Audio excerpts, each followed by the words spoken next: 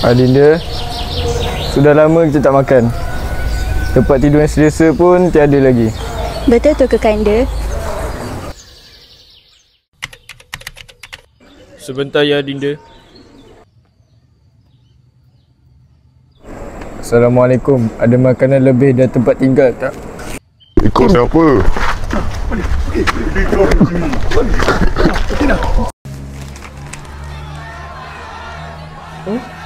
Pembantu?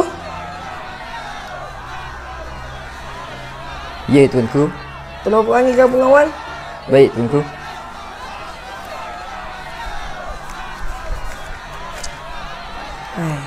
Baru pukul apa?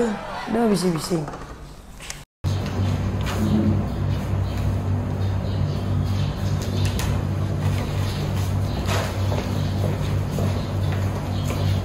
Tuanku, ini dia pengawal yang tuanku suruh panggil tadi. Izinkan Patik beredar dulu, tuanku. Baiklah. Terima kasih, tuanku.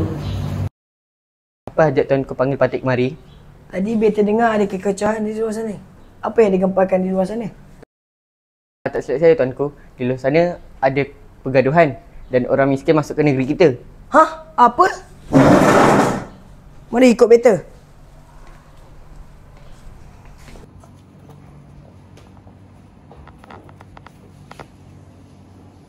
Tadi pengawal Arumugam beritahu beta ada pergaduhan di luar sana. Betul tu, tuanku. Ramai orang melempari si miskin, tuanku. Orang Acang, orang Arumugam. Ni. Terima kasih. Pengawal, pergi usir si miskin tu daripada negeri ini. Kita tidak mahu melihat si miskin itu. Baik, tuanku. Adinda. Wahai Kekanda, tubuhku sangatlah tidak berdaya lagi. Hancurlah segala anggotaku. Jangan bersedih, duhai Adinda. Ini hanya sementara. Sudah untung kita masih berpunya.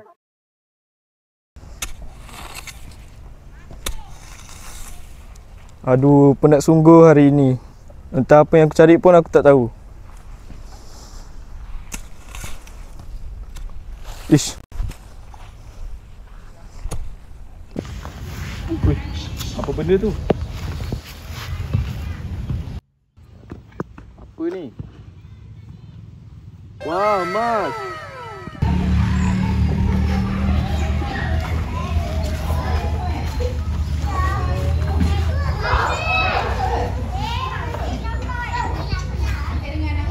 Apa yang tuan mahu kan?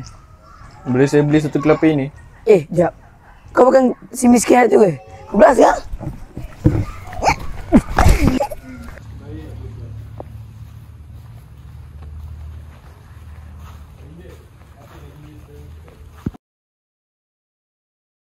Ya Kekanda, Adinda sedang mencari makanan dan terjumpa buah kelapa. Adakah buah kelapa ini elok untuk dimakan? Buat masa sekarang, ini sajalah rezeki kita. Tadi, Kekanda buat pondok. Lepas tu, Kekanda gali. Kekanda jumpa emas ni. Kekanda pergi pasar untuk nak beli kelapa. Lepas tu, orang kampung baling kelapa dengan slipper. Lepas tu Kekanda jatuh. Kekanda datang sini jumpa Adinda. Kasihan Kekanda.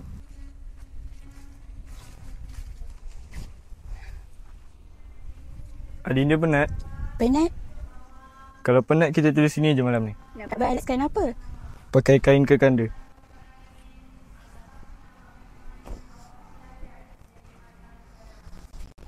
Kekanda pula di mana? Tak apa, biar Kekanda tidur di situ.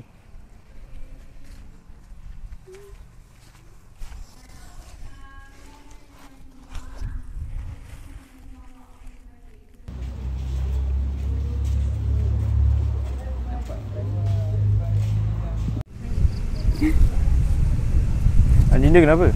Adinda mimpi Adinda mengandung. Tak apalah, tu mimpi je. Tak apa, tidur balik.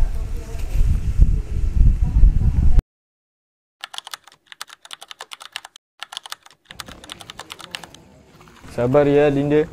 Sikit lagi nak sampai.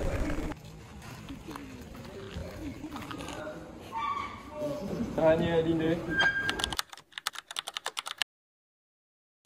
Betul-betul pasangan suami isteri dapat anak macam ni. Tak apa apalah, kita bagi kepada ayah dia dulu lah. Masing juga anak aku ni.